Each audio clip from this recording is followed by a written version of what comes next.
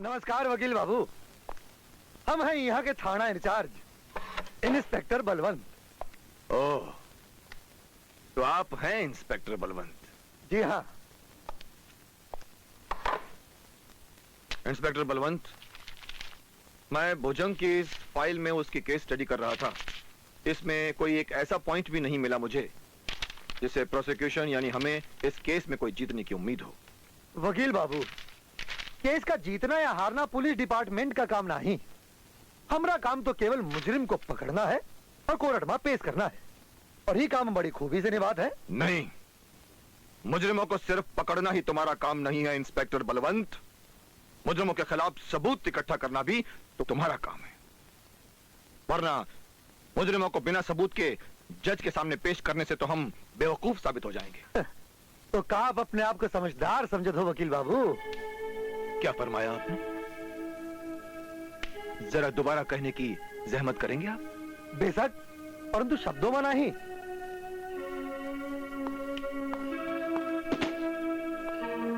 ई bag में ई case की file है, तनिक देख तो ले हो।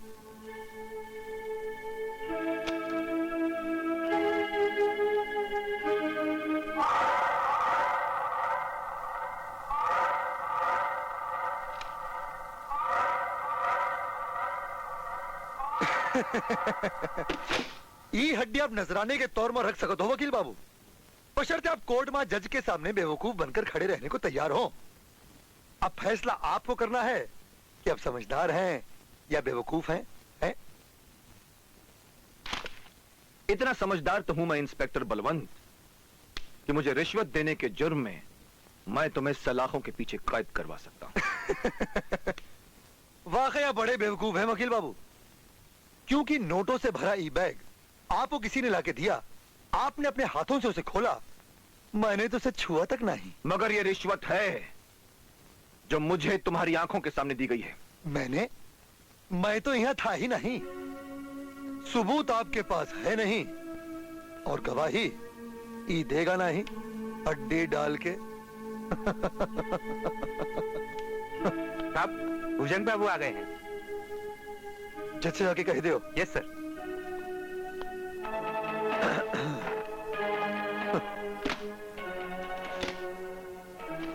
चलते हैं।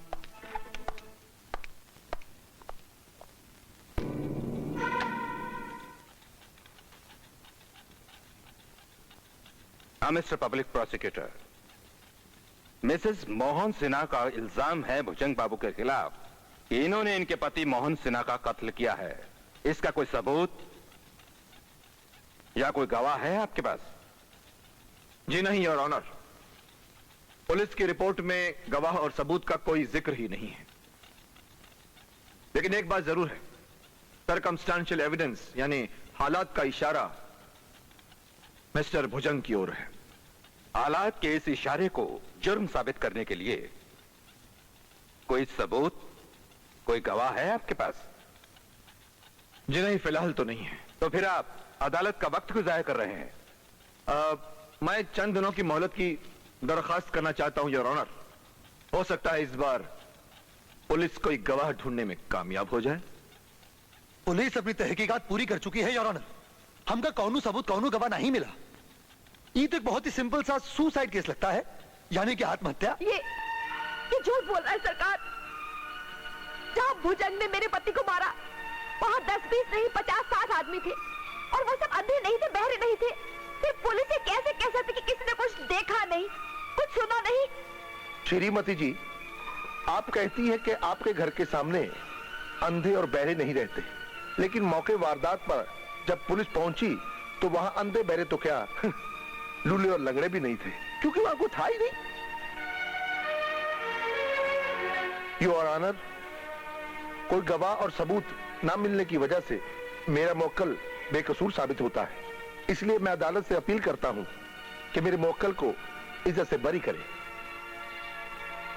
मिस्टर पब्लिक प्रोसिक्यूटर, आप कुछ कहना चाहते हैं? नहीं नहीं साहब, मुझे कुछ कहना है। पुलिस चाहे कुछ भी कहे साहब, लेकिन सब अंधे बहरे नहीं होते हैं। मैं गवाही दूंगा। जज साहब, मैंने सब कुछ अपनी आंखों से देखा है।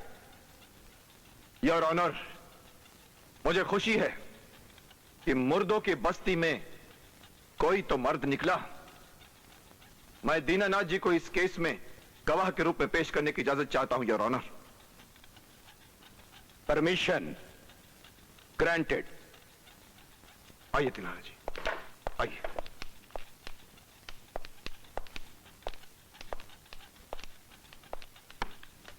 गीता पर हाथ रख के कसम खाइए कि जो कहूंगा सच कहूंगा, सच के सिवा कुछ नहीं कहूंगा। मैं जो कहूंगा सच कहूंगा। हाँ देनू चाचा, आप इस अदालत को यह बताइए कि आपने क्या देखा और क्या सुना। साहब, मैंने देखा कि भुजंग और उसके आदमी सड़क के बीचों बीच मोहन बाबू को ऐसे मार रहे थे जैसे वो उन्हें जान से मार देना चाहते हैं। और क्या देखा? फिर मैंने देखा कि वो उन्हें गाड़ी में डाल के ले गए। दीनू चाचा, तुमने भुजंग बाबू और उनके साथियों को मोहन सिन्हा को मारते देखा? जी हाँ, मैंने अपनी आंखों से देखा है। मरते देखा? साहब, जिस तरह से वो मार रहे थे उससे तो अंदाजा नहीं, तुमने मरते देखा? जी नहीं। यो ऑनर, तो मतलब बिल्कुल साफ है। इस आदमी की गवाही से यह साबित नहीं होता कि भुजंग बाबू और उसके साथियों ने मोहन सिन्हा का कत्ल किया है। कत्ल नहीं किया तो कत्ल करने की कोशिश तो की। मामला कत्ल का है, कत्ल करने की कोशिश का नहीं। कोशिश के बगैर कत्ल नहीं होता मिस्टर भाटिया। योर ऑनर, किसी इंसान पर कातिलाना हमला करने की सजा तो भुजंग बाबू को मिलनी ही चाहिए। नहीं नहीं, इस इंसान की गवाही से सिर्फ पब्लिक प्लेस में शांति भंग करने का इल्जाम साबित होता है। यह अदालत मिस्टर भुजंग को 7 दिन की कैद और 200 रुपए जुर्माना करार देती है।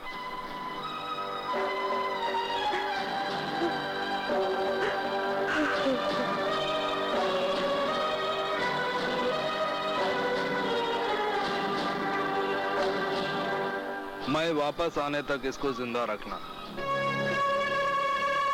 मैं खुद इसका टाइम अप करूंगा।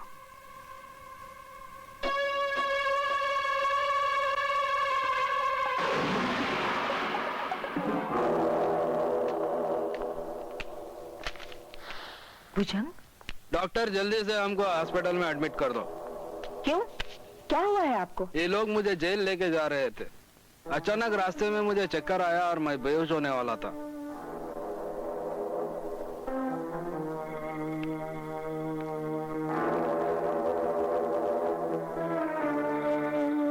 आप बिल्कुल ठीक है, आपको कुछ नहीं हुआ है। आप इन्हें ले जा सकते हैं। मेरा विश्वास करो डॉक्टर, मेरे बदन में बहुत खराबी है और मेरे को मालूम है कि ये खराबी सिर्फ 7 दिन तक रहेगा। उसके बाद तो मैं ऑटोमेटिक फिट हो जाऊंगा। देखिए मिस्टर, ये हॉस्पिटल है, रेस्ट हाउस नहीं। यहाँ लोग इलाज करवाने आते हैं, आराम करने नहीं। और यहाँ जो दाखिल होते हैं वो या तो बीमार होते हैं या फिर घायल। आप जैसे हट्टे कट्टे पहलवान नहीं, समझे आप?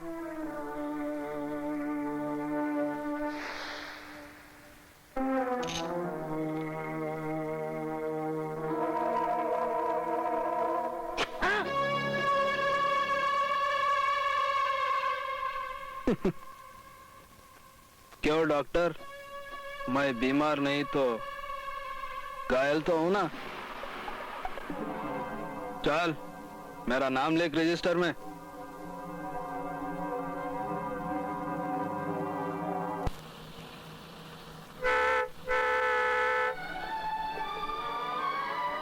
Ticket please. एक टिकट रानीगढ़। 2 टिकट। 50 पैसा और दो। 50 पैसे और दो। तुम नहीं सुधरोगे गिरजा। वो क्या है, मैंने तुम्हें स्टेशन पे देख लिया था। एक लड़की का अकेले सफर करना ठीक नहीं, इसलिए मैंने कहा चलो तुम्हारा बॉडीगार्ड बन के साथ चलता हूँ। और फिर एक बस की टिकट में एक बॉडीगार्ड मिलना कितना अच्छा है, और ऊपर से मैं कुछ ले भी नहीं रहा। भाई साहब खड़े क्यों हैं? 3 आदमी की जगह है, बैठ जाइए। हटिए जरा। इधर आ जाओ ना, बैठने दो बेचारे को। हो रहा हूँ। Thank you. कोई बात नहीं। मैं आपसे नहीं, इनसे बात कर रहा हूँ। आप रानीगढ़ जा रही हैं? जी हाँ। अरे मान ना मान, मैं तेरा मेहमान, हम कहीं भी जा रहे हो, आपको इससे क्या मतलब? जी मुझे सर्किट हाउस जाना है और रानीगढ़ बस स्टॉप से सर्किट हाउस का रास्ता मुझे नहीं मालूम। Circuit house? वो नए सरकारी वकील साहब से मिलने? जी वो मेरे बड़े भाई हैं। बड़े भाई? अरे पहले क्यों नहीं बताया, मैं खामखा आप पे नाराज हो रहा था। वो क्या है, साथ में कोई जवान लड़की हो ना तो आदमी ऐसी सब पे शक करने लगता है। ये है गिरजा, हर किसी का बिन बुलाया मेहमान। अब देखिए ना, कुछ ही देर पहले इसने अपने आप को मेरा बॉडीगार्ड बना लिया। वो भी तब तक जब तक कोई खतरा न हो। जहाँ खतरा नजर आया ये 9-2-11 हो जाएंगे। लेकिन आप चिंता मत कीजिए, मैं आपका साथ भी छोड़ूंगा। मैं आपको सर्किट हाउस पहुंचा दूंगा। कहिए कैसे जाएंगे? टैक्सी में, ऑटो में, टांगे में या टांगों पर? मुबारक हो, आपको अपना गाइड मिल गया। लेकिन जरा संभल कर, इसकी कीमत अदा करनी पड़ेगी, है ना? हाँ?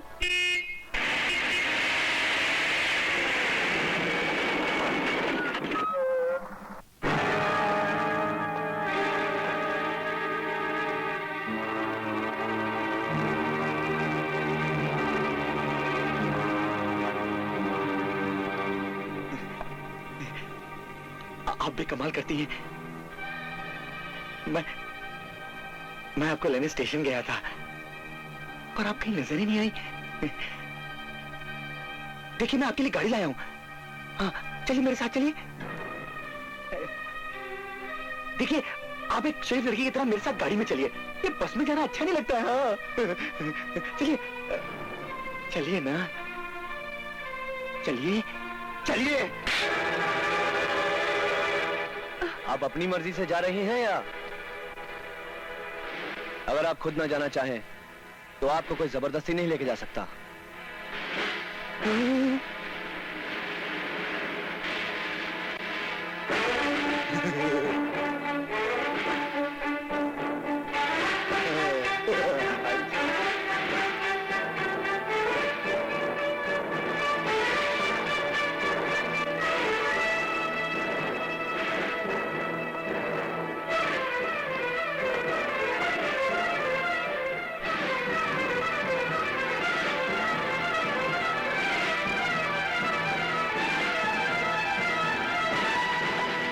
आइए बढ़िया रहीम, मैडम को बैठने दे। संभाल के। ये आप उसकी बातों को बुरा मत मानिएगा। तो उसकी बातों को मैंने भी बुरा नहीं माना, बिल्कुल नहीं माना। कौन था ये? मंगा। बस यूं समझ लो कि सारा रानीगढ़ इन लोगों के इशारों पर चलता है। मैं तो कहूंगा कि मंगा जैसे लोगों के साथ पंगा मत लेना। कहीं उस लड़की को वो लोग? नहीं, कुछ नहीं, उसकी चिंता मत करो। वो शहर में डॉक्टरी पढ़ती है, अपनी हिफाजत खुद कर लेगी। अरे ड्राइवर साहब चलो भाई, गाड़ी ले लो। चले ना? चलो चलाओ गाड़ी।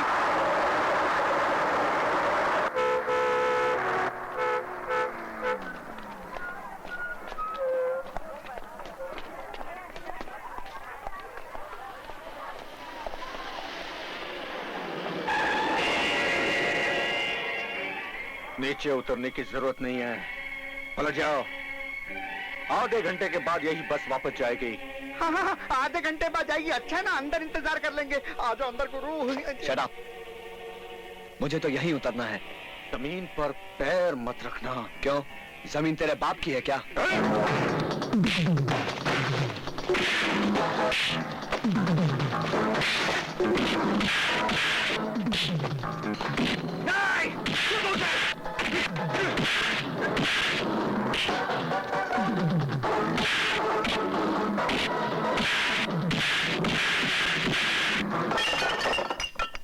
खबरदार, हमारे बीच में कोई नहीं आएगा।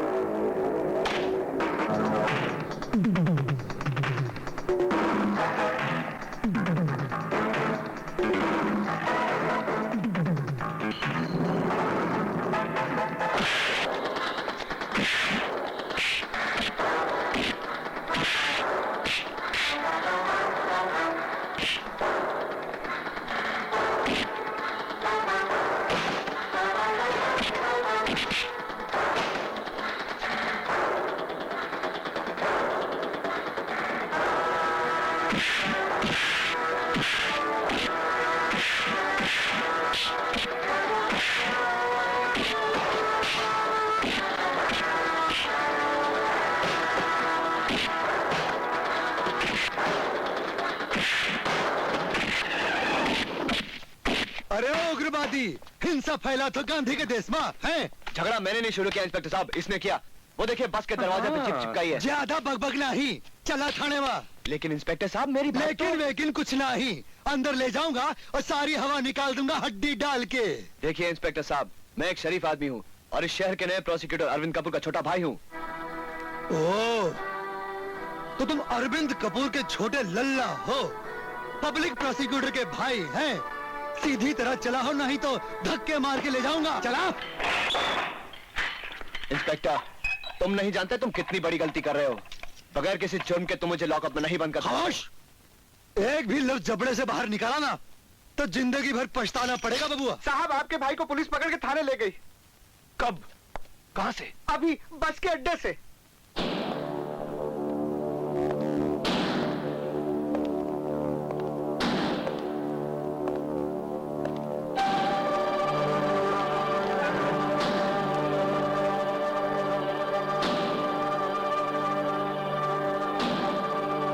क्या बात है इंस्पेक्टर, बहुत मसरूफ दिखाई दे रहे हो। अंधे हो का? जो दिखाई दे रहा वही काहे पूछो तो। इंस्पेक्टर, कहिए सरकारी वकील साहब, क्या बात है?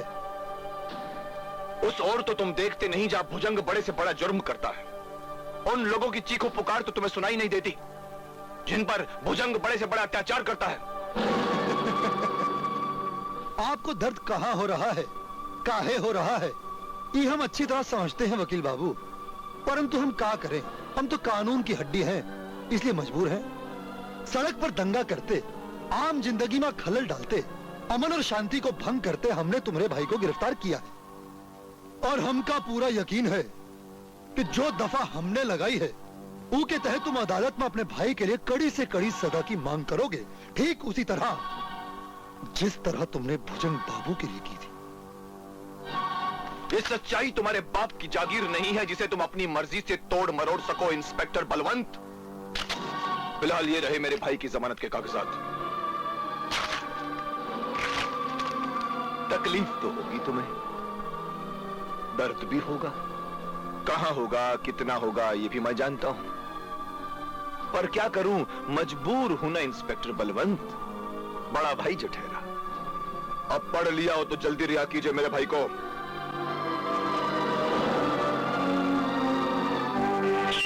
भैया फाइल लगे भैया। एक बात हड्डी से बांध दो बबुआ, कि ई इलाके में होने वाले किसी भी जुर्म का ना तो कौनू गवाह होता है और ना ही कौनू सबूत। पुलिस की हड्डी मजबूर है और जनता की हड्डी लाचार। ऐसा क्यों भैया? वो इसलिए अजय, यहाँ के लोग अंधे और बहरे हो चुके, उनकी आंखों पर भुजंग के गुंडों के डर की पट्टी बंधी हुई है और उनके कानों में इन वर्दी वाले गुंडों के डर की रुई ठुसी हुई है। तुम्हारा भाई आजाद है, तशरीफ ले जाइए। सच इतना कड़वा तो नहीं होता इंस्पेक्टर बलवंत जितना तुम्हें लग रहा है। आजा आजा।